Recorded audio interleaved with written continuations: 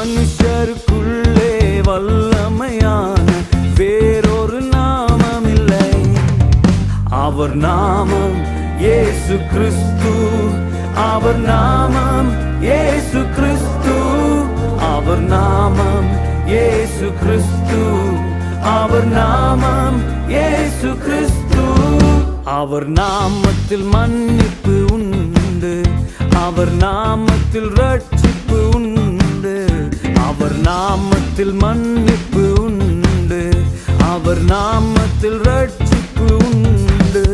நாம் ரட்சிக்கப்படுவதற்கென்று வேறே நாமம் நமக்கில்லையே.